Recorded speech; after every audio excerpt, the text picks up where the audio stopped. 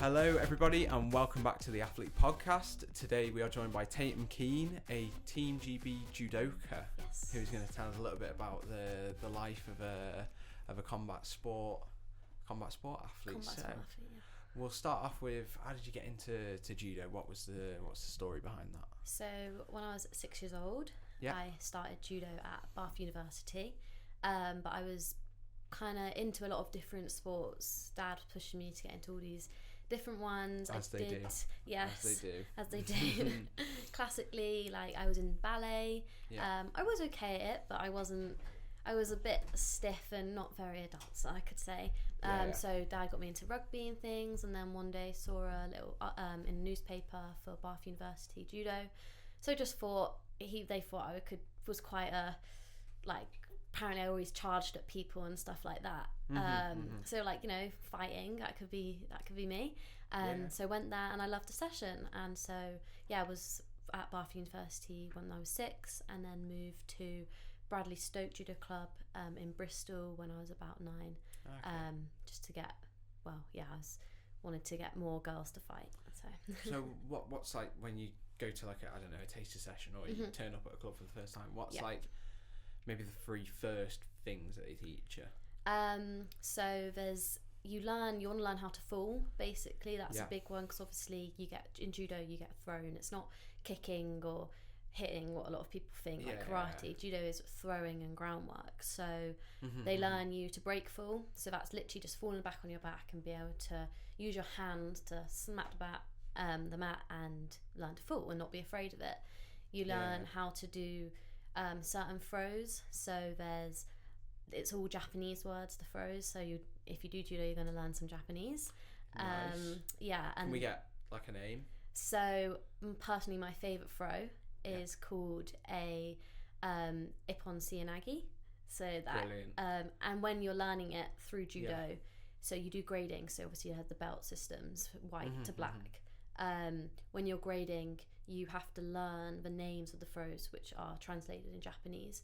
So you actually, I am terrible, so I'm not good at it, so I don't remember what the actual English words mean. But you will learn Japanese, and then the main 3, which is start, it's hajime, stop is mate, and bow, so you have to bow to your opponents, is rei. But in my head, it's it's just literally my second language. Some people, I just think hajime is start, but so first session, you're just going to learn kind of the basics of falling and maybe a basic throw. And rolling about, jumping about on the mat, really. Okay. So what, in terms of, obviously, when you start, how long would you say it is until you sort of get to a competition ready sort of level? I think it really depends how quick you pick it up. I'd say I probably picked it up quite quickly, but obviously you've got to learn the rules. So you have to learn the rules of a fight. You have to learn to walk onto a mat, bow, and then fight your opponent, and learn the actual words of. That's what you have to learn when you're a kid, the words of mate, stop, or to start again, because in judo you fight, something happens, and then you stop, you go back to the middle. So I think it's once you've learnt the rules, so within a year definitely, or even 6, a few months maybe, if you pick it up quickly. And you can just go to, there's all the different levels of competition and the belts that you are, so you wouldn't go and fight someone who, so there's I can't even remember how many belts there are, but white and red, you might go to that, so beginners, and then you might move to the green belt or blue belt. So it depends how confident the kid is, or how much they might know, and even if they'll know a few techniques, and at the young competitions it's all going to be the same techniques, but you do groundwork as well. But it's just a bit of fun. It's kind of which one you go to.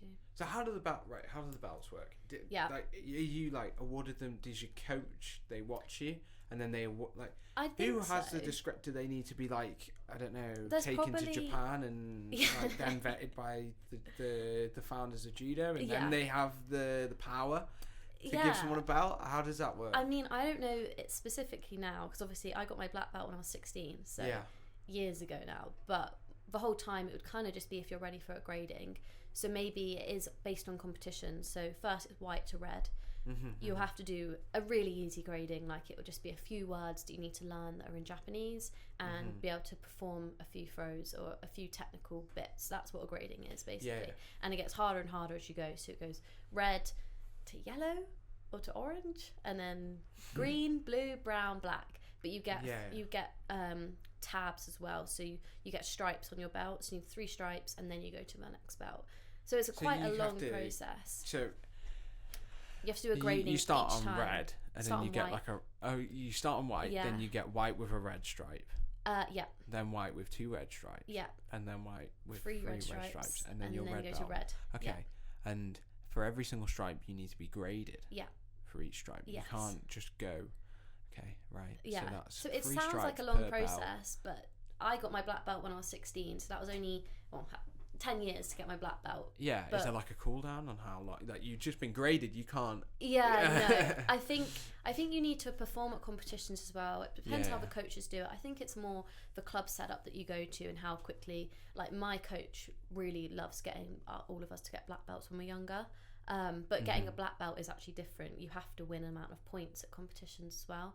So that would be more difficult as an adult. Yeah. So getting to brown belt, it's just for grading. You learn Japanese words, you learn all the technical stuff. You also have to do a thing called kata, which is in judo. There's the other side of it, which isn't fighting, but you do it's like they have it in karate. You do a performance, so it's like you do the set throws, and it's the uki, which is your partner. It's another Japanese word. They will help you. So basically, you have to show doing judo techniques, but very like set in ways, like a performance. And that's what you do at brown belt and stuff. But moving up, you just kind of get graded when you think you need to, or do well at competition. Yeah. And you just sort of make that call. Is it like someone? This is probably a very silly question, but is it someone that like external or the coach that decides? I think you are a brown you need belt? someone external can come in at high level, but the coaches will do it for the younger players, and they just know the grading. So once you're that grade, I think you can grade someone else. Or you have to get a certificate maybe to be a grade. Like I don't know if I could watch someone grading maybe, but it's just you tick it off in this book, and you go up and you get your new belt, and usually your coach will present your new belt to everyone at the club, so it's quite a nice thing. So, I see it's it quite obviously rewarding. Like the people that I that are in my life that are into their martial arts and things, you see they got like a photo with everybody else that's either got on that same colour belt on that day, or they've it's just everyone that they train with at that gym. It's very, there's a big community aspect of it, like very big. Yeah, like some people just join judo just to get their black belt, and that's like great. So it's quite a nice thing to have the belts, because it's like you're progressing in the sport and you've got something to show for it. What do you think about the transferable skills of judo? If you were, I don't want to go with black belt, because that would imply that you're actually very talented at combat sports generally, but maybe someone that's like a blue or a yellow or something, like mid-range, if that makes sense. I think, like, to be honest, even up to black belt, you learn through the way of just being able to be confident in yourself, being able to defend yourself in any situation. I think those like actual practical skills from judo you get, but also I think bravery and being able to, you and someone else just fight, like be able to go against someone else with nothing else, just be able to just compete against someone. It shows bravery and just you feel strong enough and confident to put yourself out there, not be with a team, because obviously it's an individual sport. So just being able to get on a mat, or even allowing someone else to throw you, like just it gives you really good fitness and those kind of qualities, but also independence, being by yourself. It gives you a lot. And then anyone can get a black belt. Like, you don't have to be skilled at judo, because we've got so many kids at our club who've got black belts, and they might not be the best at judo, but they've got the points, they've gone out to competitions and won some fights, and then they've learnt the grading and the kata and all the Japanese. And I think it's just a great thing. It's a good goal to have. You don't even like want to go competitive at judo, just being able to say you've got a black belt. The discipline, because it's a long process as well, so you learn discipline, motivation, I think it's just quite inspiring to be able to get it. And maybe even like a little bit of resilience. Yeah, if you happen to fail one of the grades, definitely, or something like that. Yeah. Have you ever failed a grade? I might have when I was going for my black belt, because that was hard. I don't think I ever did. I think it's if you get a really tough person who's grading you, like if they're really, but most of the time they can help you out, and you're gonna, if you want to, like you should, if you don't pass, then that's showing resilience and determination to pass it the next time. And it's a learning skill, you know. So in terms of when you were 16, so 16 where we are, at least in the UK, that is exam age, GCSEs. So you've got a lot on your plate at that age. You're being examined on all your core subjects in school, your options for GCSEs. There's a lot going on. And you're also choosing to be examined in your judo as well. How do you balance all that? You know, the revision, the training, just being at school every single day as well. I think it was tough, that process. Like, it was kind of just thrown into it because I was high level at judo at 16. And I wanted to carry on. But to be honest, at the same time, at that moment, everyone my age was doing it. So even other people at my club, they were going through the same thing. So it's like, you know, you can do it, but then it's the social side of it. You're missing out on parties and stuff like that because you don't have enough time to fit it all in. And I'd compete abroad a lot, and at that time I was competing for the cadet. I was going for the cadet European Championships, and that meant I had to miss Glastonbury Festival, which all my friends went to, and I had tickets. What year was that? That was the year before COVID. 2019. It was around then. I can't remember who headlined. It was the rapper, and it was really good. And I was like, the rapper. What's one of the main British rappers? And he brought up someone on stage, Dave. And other people. Oh my god, yeah, the guy that he brought up. Yeah, I remember that. And I saw my friends were on the videos in the crowd, and I was watching it from this hotel room, and I lost my first fight at the Cadet Europeans. And I also had a boyfriend then, and he was there, and it was just, I had all the things going on that year, and I think luckily that was after GCSEs, so didn't have the stress of exams. That's like, but it was the social sort of side. AS level, isn't it? Yeah, it would have been then. 2019. But going back to GCSE, I think that was a lot because you have so much work to do at GCSEs. It's always exams, and I think, to be honest, my parents were really good at that point. They were like, look, judo isn't the be all and end all right now. You're so young, like you have so much time. Focus on your studies and exams, and you're so young. You have so much more time to get better at judo. Look where I am now, like it's fine. I think they just said, really do as much as you can your GCSEs, and I was quite a hard worker. Like I would revise quite a lot, to be honest, and they could see that judo was kind of that escape from that. Like I'd go training and it would be a nice, like, just something taking my mind off the exams. You don't think, because it's however long. I find this with the football that I play. It's just 2 hours, 4 hours every week, but 2 hours per session that I play in, of just nothing but what's going on in front of me, because like my phone's in my bag. I don't have like any sort of Apple Watch or anything that distracts me. Like I'm just, all it is what's happening in front of me. And it's just like it's like you enjoy. Sanctuary almost. That's what I've been literally since probably GCSEs till now, third year uni. When I have intense exams or a lot of work to do, I like look forward even more to go training at judo, because it's that 2 hours of that escape. Like if I have an exam the next day, I will probably go training for the evening before, because I've prepared enough. If I'm not prepared, maybe not, but usually I've most prepared, and it's just that it relaxes me, and it's just like it takes my mind off of it, when the rest of the time my mind's like, oh my god, stressed, exams, like work to do.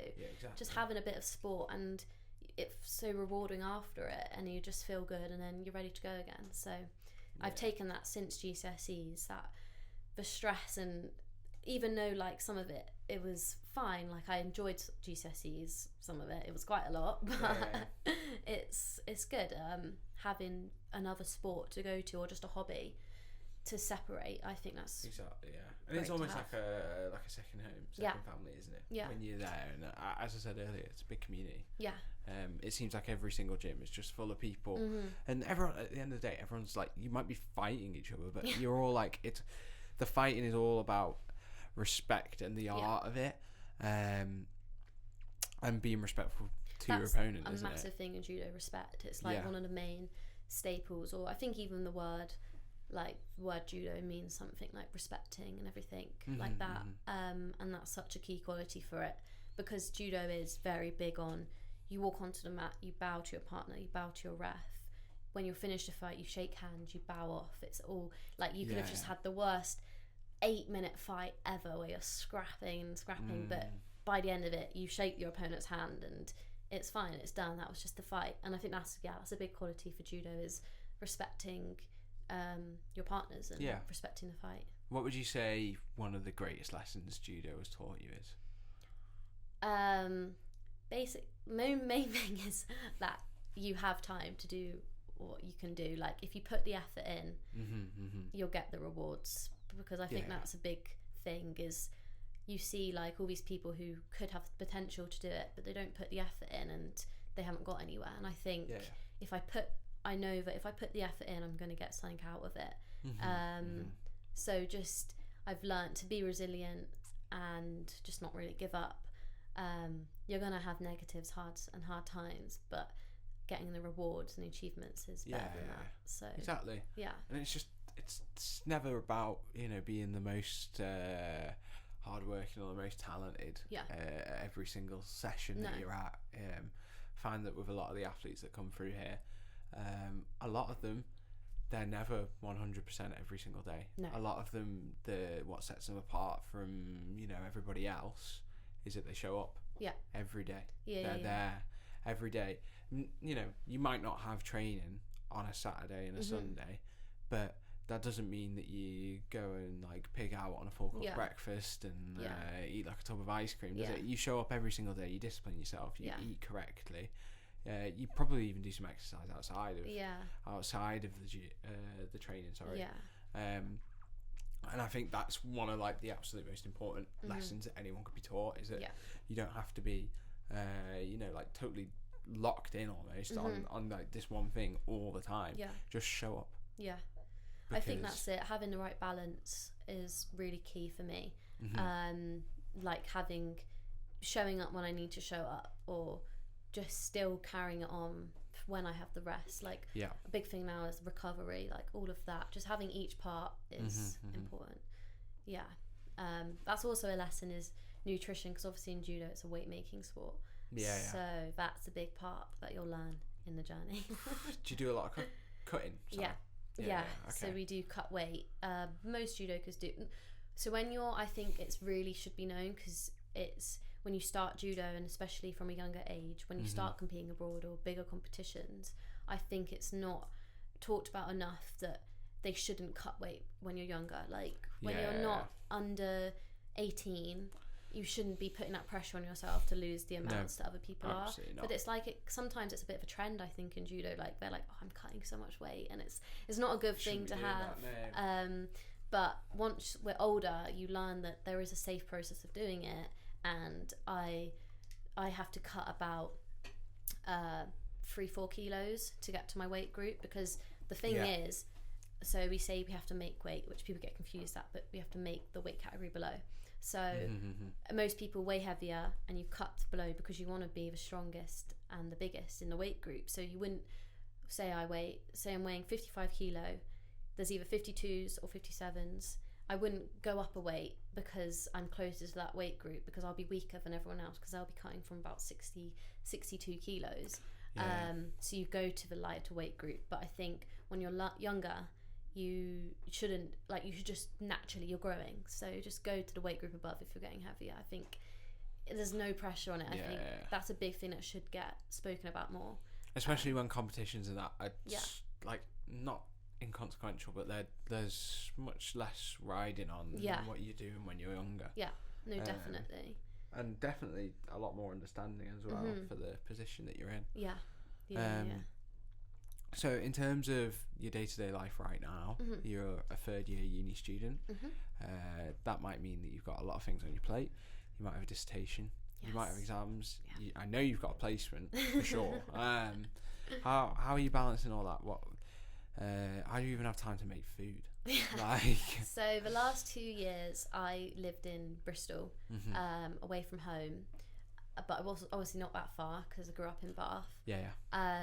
But I decided I wanted to move out, wanted to live with friends and stuff like that, and that was a big learning curve, learning to live by myself and you cope with all of this, cooking, washing, and then training, university, everything, and it was a lot. But I coped, and it was good. Like I even tried to get a job because I needed money. So yeah, I got a job, but worked in the evenings. But I just couldn't stick to it. I'd work in the evening, and then I'd get back, and I'd have something on the next day, and it was just like I couldn't cope with that. So job went out the window really in second year. But I think in first year I had a lot of uni, like I was in like every day, which I didn't expect. And it was kind of just that transition to living on my own, learning all this stuff, making new friends, that kind of thing. And I mean, it went well. I passed that year of uni and it was good, and I think it was like, right, I can do this. Second year, let's go. Second year was really good. Still live with the same friends, and I mean, it's a lot, but I enjoyed what I was doing, and I think that helped. If I was doing a university course that I didn't enjoy, I wouldn't get through it. It was just because some of the modules I found so boring, and that's when I was like, oh my god, I can't write this essay. But I think having a good friend group as well, having that time to socialise, just getting the right balance really was really key to me, because I know when I would be doing too much judo, I'd get encapsulated by it, and I'd just be like, oh my god, and then I go see my friends and I'd be fine. I'd be like, there is another part of life to judo, it's fine. Then I'd be like, oh, I need to do all this uni stuff. So my decision was for third year I was going to move back home, so I would have the pressures taken off, because my parents are so supportive with the pressures of cooking for myself every night, washing all my stuff every night. Obviously I don't go home and I'm not just slumming it there. Like it's like I do try and put my part in, but my parents understand that I'm in my final year of uni and I'm trying to get to 2028. Like they're so supportive in that way. So that's really helped this final year of taking the stresses of that off. And I think if I and also affording it, living outside of my house, like living in Bristol. Yeah, I bet it's that's another cost that I just didn't need to have. So I was able to do it, especially obviously you get your maintenance loan and everything like that, and also the university supported me. Have supported me each year, but like having the gym to go to, a nutritionist.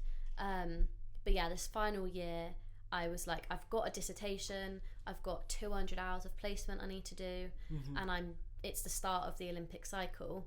Going home was good, and I think that helped by me living so close. Obviously I wouldn't happen if I'd gone to Birmingham or Leeds or something like that. And that's kind of how I'm coping this final year, having a balance of it all. So in that case then, you mentioned the Olympics. Yes. What will the next 3 years look like for you? So I will be finishing uni in May. And then I will be aiming to join the National Training Centre. Even if I don't, like, I will still be on the path of the new cycle, aiming to get to 2028 Olympics. And that means that it started, so I need to now basically be able to compete abroad as much as I can to get points, to get up in the rankings. I am officially in the top 100 at the moment. I'm 87th in the world. But I need to be getting into that top 50. So you get seeded at competitions, you get better fights, and basically it's just this whole process now of the next 4 years. The actual Olympic qualification starts 2 years before, so in 2026. I've got time to build up, and then the Olympic qualification process, where you start gaining points, starts then. Does it start with the Commonwealth Games? No, I don't think. I think the Commonwealth Games is separate. But yeah, that you'll start. I don't know when. I think it starts maybe at the start of the year. But the Commonwealths, I don't think that's a ranking event for the so there's specific events that you'll get. But yeah, the next big aim, which is as long term, is the Commonwealth Games in 2026, which I'm very excited about. That's in Scotland. Absolutely, that's going to be big. Yes. As was Birmingham, to be honest. It's going to be really, really big. So I personally am excited for that, because it seems to get everyone like, you know. Remember London 2012? Everyone was like, this is sick, and then I'm excited. They left that big ugly red thing in the middle of London, didn't they? I actually saw that. I went to watch the Olympics as well, and that was obviously an inspiring event. That was really good. I think one of the American girls won it. I didn't watch my weight group. I think I watched the weight group above. Obviously back then I didn't know what weight group was going to be, but that was great. That was like actually having it in London was cool. And that just inspired me even more to get to the Olympics. Obviously I went with my family. Unfortunately the next one's not going to be as close to LA. but it'll be good. It's at least accessible. I mean, you know, they speak English over there. The weather's going to be nice. And even then I'm aware that the flights aren't super expensive. Not like a flight to Japan. That can be like anywhere between £1,000 and £1,200, as you all know. Getting to LA is about half of that. So it's a little bit more accessible. But at least we've got the Commonwealth in 2 years. Well, exactly, and you only have to go to Glasgow. So in terms of what I did want to ask is about your nutrition, which is a bit of a backpedal. But I wanted to know what, if you know, do you ever like meal plan, or what sort of meals do you aim to eat every single day? So I do. When I was like living away, I'd meal prep more, but now I'm back at home. It's my mum eats pretty healthy, so it's kind of just maintaining all the parts that I need. I've learned more in the past 2 years as the uni provided me a nutritionist. So that was really helpful. And every day I've usually been quite good with what I eat. It's getting your right amount of protein, getting the right amount of carbs, getting all the supplements. That's kind of took a bit of a change this year with my supplements. I take a bit more on, so now I take like magnesium. I take a supplement called like, what is that, kind of mushrooms, that kind of thing. So the type of mushrooms. Is it lion's mane? Yeah, there's lion's mane. But I also take, which I don't think is a mushroom. I took it last year. Haven't got the new stock at the moment because obviously it's quite expensive. But, it's very expensive. I take something called ashwagandha, and I don't know if you've heard. It's kind of like I'm on it. Ashwagandha's good for like a stress release and just the mental side of it, which I thought helped last year.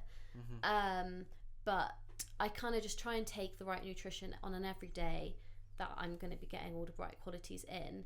However, obviously it takes change when I need to cut weight, and that's another part of judo that's not spoken about is the maintaining your training leading up to a competition when you've got to cut 3-4 kilos, and then it's the whole week before a competition.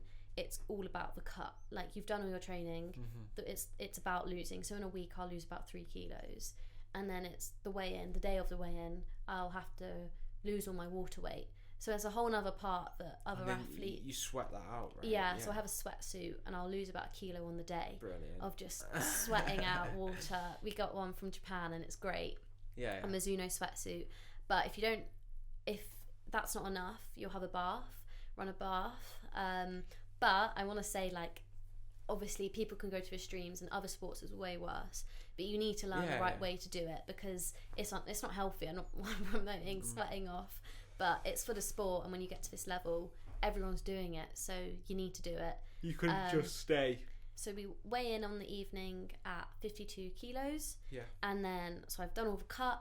The next morning, I'll get up to about 54 kilos, 54 and a half. You put it all back on straight away because it's all water weight. But you need to be careful, because in judo, the morning of, you can get randomly selected to weigh for a 5% weigh-in. So that means basically they've done that so people don't cut crazy amounts, and then the next day weigh 5, 6, 7 kilos heavier than they should be. So you're all kind of fighting people that you're the same weight as, but I bounce back up 2 kilos straight away on the day. So I fight at about 54 and a half kilos, even though I'm fighting in 52s. But most of the top ones, that will be happening. So that is kind of why I'd hate that so much. Yeah. I'd hate it so much, you know. This is the big part of judo which people can't. It's the commitment side of your nutrition. It's a major part, because I love food, and it's, you have to get that healthy relationship with food, because food. As soon as you've weighed in, the day after you're going to be gorging on all this food, and it's like you can't do that because it's going to ruin your body when you're older. So you've got to find that relationship and find the food that you love and have it when you have it. Yeah. But like, what's your favourite cheat meal then? Maybe after a competition, after a big win. I love a pizza, because after such a classic, but it depends really, because leading up to a competition I will have different things that I'm like, I need that when after I've weighed in. It's like all on your mind. So sometimes it's sweet stuff, like I'll have to have, I know I love a cheesecake, so I love a cheesecake. But it's kind of because you've stopped having anything sweet, it would just be like any chocolate or anything, just even a picnic. No, I don't know. Maybe if that was the only thing, I'd take it. Okay. Just so clear, the chocolate bar picnic. Yeah, no, I know. Right. As long as. But I love a pizza after weigh, and I just, because it's easy to eat, and it's just. But then I'll eat a Domino's and I'll feel terrible after. I'll be like, but Domino's is different to a regular pizza, isn't it? It's like a lot. Yeah. And like, you don't even just feel bad because you've eaten a fat pizza. You also feel bad because you spent 15 quid on it, and it's like, you know that it's morally and like instinctually wrong. Yeah. And you kind of just like there's a lot of waste to just happen, but you loved it. Yeah. So you have to sort of feel guilty about it. Yeah, and I am one for Hawaiian. I do like a pineapple pizza. I know, fair enough. I can get behind that. Sometimes that's. It's one of my favourite ones. To be honest, same. I'm gonna have to just like come out with that. Yeah. So what? One time we had an athlete on the podcast called Naomi Metzger. She is a triple jump athlete, and one time we asked her what her favourite cheat meal was, right? And she said that she doesn't do cheat meals. Okay. We said, why? Because that's really weird. And she said, no, if I have a craving for something like KFC, a takeaway, I remake it, but I make it, homemade, using my own ingredients to make it healthy. Is there anything that you do that's like that, or? Well, so I would, like, I guess the cheat meal kind of thing, I did hear a nutritionist once was like, I don't want to call them a cheat meal, because if you're an athlete, you want to be eating the right thing for yourself all the time, but you can have a few days. But I think when I'm like starting to eat healthier, I love the air fryer. Love an air fryer. Okay. So I like making like my own kind of chicken nugget kind of things, with the cornflakes, and I know the cornflakes. Bash it up. Love that. They're pretty good. Yeah, they are pretty good. Yeah, and I love making. So obviously sweet potato is more recommended than normal potato. Sweet potato is brilliant. Sweet potato fries in the air fryer. I love. A little bit of olive oil on them. Yeah. Before you chuck them in. Yeah. And just a little bit of salt and seasoning, because if I'm trying to start being healthy. But I guess my not cheat, but on my weigh-in, like I was saying, the weeks before, I'll have my protein pancakes, and that seems like a bit of a treat to me, because it's like pancakes, but they're actually really healthy, and put a bit of honey, or you can even put some peanut butter on it, and that just gets me going for the day, because I need my breakfast. I'm a big breakfast girl. Like, some people can go without it.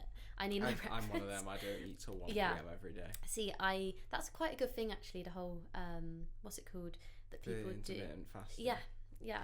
It's not really intermittent fasting with me. It's just your choice. I'm not. I'm going to be completely candid here. Yeah.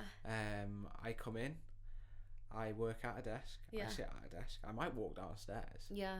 But I do not need a breakfast to be doing that. Yeah. Like at 1 p.m, sure, I should get some energy in me now. Yeah. But in terms of before then, I'm really not doing enough. Like, I think, there's not enough movement for me to even warrant the extra calories in the day, to be honest. I know some athletes who won't eat, and I'll go do a session, and I don't understand. I can't. Yeah, like, I'm not a big fan of that. That makes me. Yeah. If I'm ever exercising on an empty stomach, it makes me feel either sick or faint. One of the two. So I love overnight oats as well, because you can do anything with them. Yeah. That's a big one. Bit of honey in them. Yeah. Bit of Biscoff. I can't say I've ever been that adventurous with them. No, it's good. I normally go for like the banana and honey. Yeah. With like it's good. a few like pistachios or something like in there that I like. but never anything crazy. Yeah. I only ever really do that if I'm on like specific, like typically if I'm on holiday, I'm doing a lot of walking, or if I'm skiing or something like that. That is when I'll eat breakfast, because I know that I am going to be moving around and being active and things like that. So I think that's good. It's a good way to be. Anyway, let's sort of segue forwards. We've talked about some of the like competitions you're looking forward to, your nutrition, what your day-to-day life looks like. Let's talk about the past. Okay. Yeah. So, if you can sort of hark your brain back to maybe like the first, what you would consider like really, oh my god, I need to knuckle down for this competition. Yeah. How did you deal with the nerves and the pressure and things like that? I think when I was younger, I kind of just loved it, so I'd be excited for the competition. Yeah. I think it is when it started getting to these national competitions that I did get quite nervous and fully believing in myself. I think that's even till now, like believing that I can compete. Yeah. I think I'd have good support network. Like my parents would really believe in me, and my coach. So I think having that support network really helped me when I was younger. Yeah. And them saying, yeah, you can go compete abroad, you can do that, and then trusting them because they're close to me, and then just believing in myself. That I think that's what helped when I was younger. And then when I lost, having that support to fall back on as well. Yeah. But also, just loving the sport. I think that helps. If you're not loving it, no, exactly, you're not going to want to do it. That's kind of when I was younger what helped me carry on. Thinking about present day now, how is your approach to competition and competing? How's that changed? How do you feel now going into things? So now I think 'cause it's on a bigger level, I do have a sports psychologist who really helps me. And I think in the past year that's become a really big part of just training your mind to just really important. Get up there and believe in yourself and have these different ways of being able to relax from all the stress and just be in your body and be yourself. Having different things to do, that's what's kind of changed. It's just become more, I've just progressed to another level of kind of not just I love the sport and believe in myself, but actually like truly getting these right emotions for peaking at these events. It's kind of when you get onto this next level, you learn that you need to do this next step to get to be the best, really. Perfect. Yeah. Amazing answer. And so finally, if you were going to give someone, maybe a child, could be someone that's even my age, if you're going to just give them one tip on how to get into judo or any other, like BJJ, karate, any other sort of combat sport, what would be just the number one tip? Because there's a kind of like, especially with these combat sports, I feel like there's much more getting in the way of you starting. Because you see like the gyms and it's like scary. Big people and they've got their black belts and stuff, and you know that they could like break your neck at. What would be your biggest starter tip? I think like even boys or girls, both, just putting yourself out there and trying. If you're thinking about doing some kind of combat sport, just going to different places and getting your parents to drive you to places and just putting yourself out there, joining in, and if you're not enjoying it, then maybe it's not for you, but go to a different place. There's all these different combat ones, and I think if you enjoy it, have a good session, go again, and you're going to make friends and learn different things. So I think just put yourself out there, and you're on the right path if you laugh or have a smile on the session. It's just about enjoying it. Don't push yourself if you're not happy, because I think that's what always happens. Perfect. Well, thank you very much for joining us. Thank you. It's been a really, really interesting conversation, actually. Cool. And thank you everybody for listening, and I hope to see you soon.